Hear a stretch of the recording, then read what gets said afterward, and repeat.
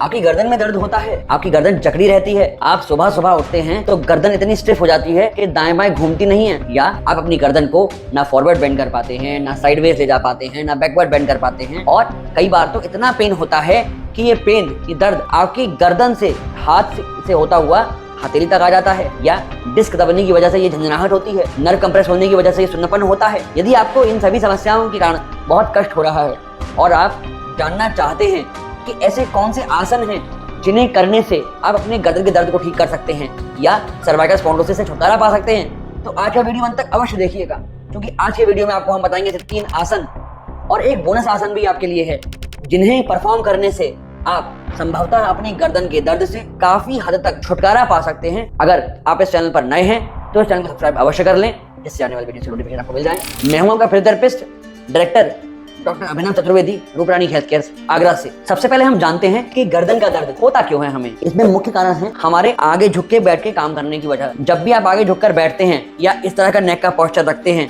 तो गर्दन की जो मांसपेशियां हैं, ये गर्दन के आगे झुके रहने की वजह से इन पर दबाव पड़ता है, ये लोड लेती हैं, गर्दन को पीछे खींचने का प्रयास करती रहती हैं, परंतु एक नियत सीमा के बाद, एक नियत समय के बाद ये विफल हो जाती हैं। उस कंडीशन में मांसपेशियां टाइट हो जाती हैं, इनमें स्पाज्म हो जाता है।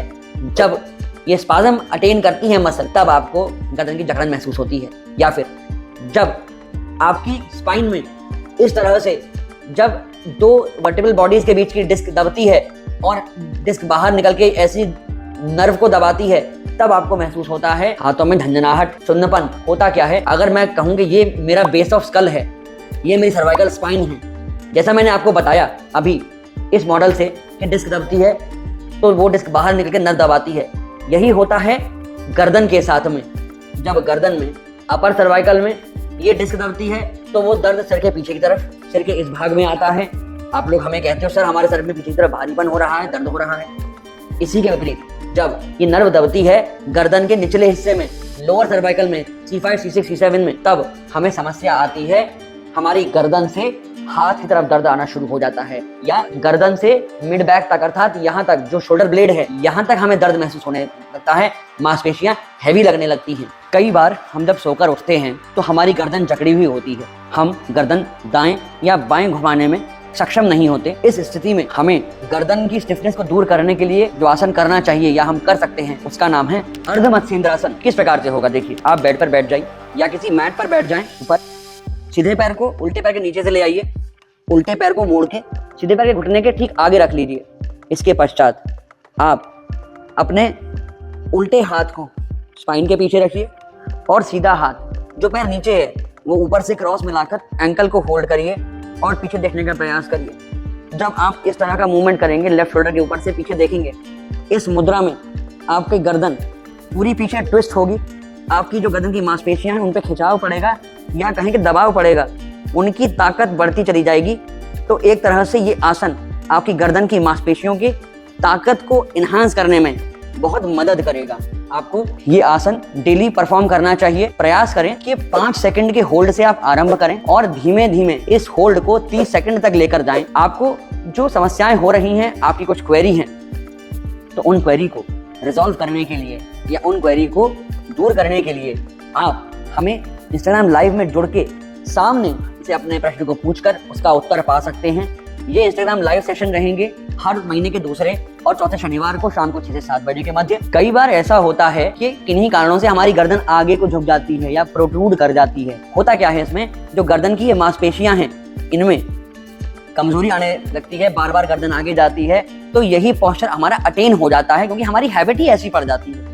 इस हैबिट से बचने के लिए, इन मांसपेशियों को ताकत देने के लिए आप एक आसन परफॉर्म कर सकते हैं, जिसका नाम है गौमुख आसन। एक तरीका तो ये है कि आप दोनों पैरों को क्रॉस कर कर बैठें कुछ इस प्रकार से, और फिर आप हाथ को लेकर जाएं, इस प्रकार से आप ये आसन परफॉर्म करें। या फिर अगर आप अपने पैरों को क्रॉस नहीं कर पा रहे हैं तो एक तरीका और है, आप सुखासन में बैठ जाएं पालती मार के, केवल अपने एक हाथ को ऊपर से लेकर जाएं, मोड़ दें, दूसरे हाथ को लेकर जाएं नीचे से, ग्रेजुअली दोनों हाथों को आगे लेकर आएं, ऊपर लेकर आएं आपस में पास, और हाथों का लॉक बना दें।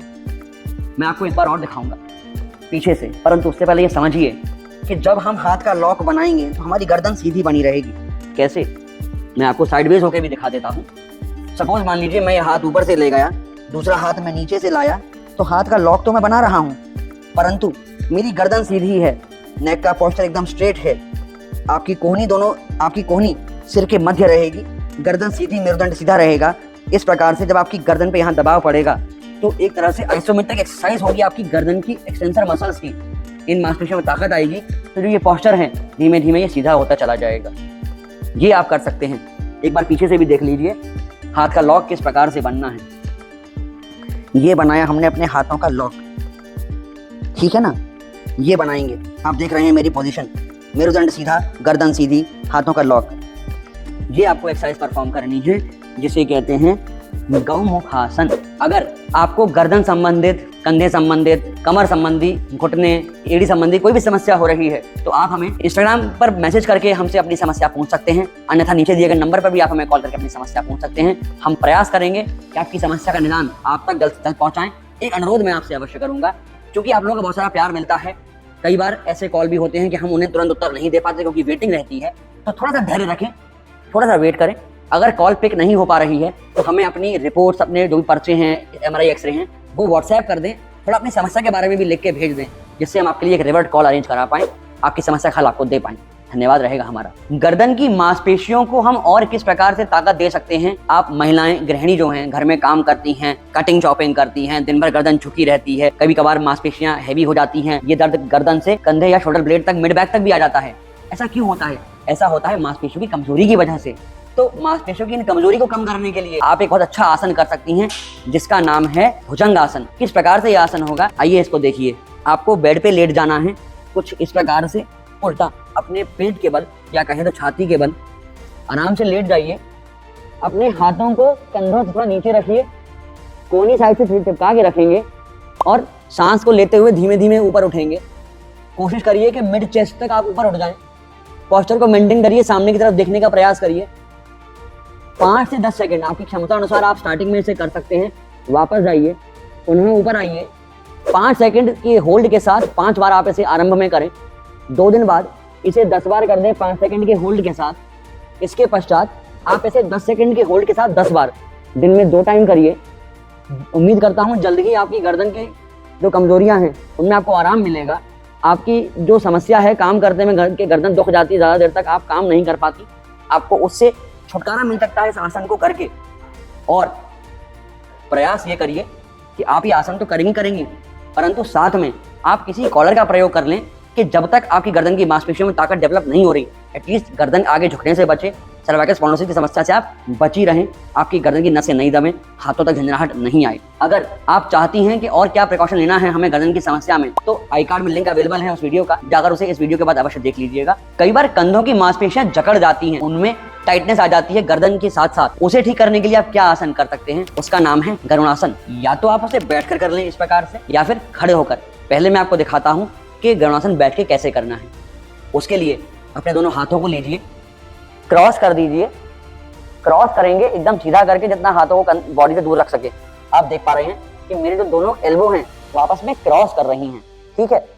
ये रोकने के बाद आप एक मूवमेंट ये परफॉर्म कर सकते हैं जिससे आपकी मिड बैक की भी थोड़ी स्टिफनेस दूर हो जाएगी।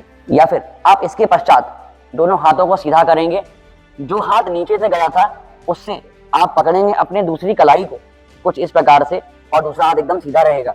प्रयास ये करेंगे कि जैसे मेरी दोनों कोहनी आपस में लगभग बराबरी पर हैं, इस प्रकार से मेंटेन करेंगे।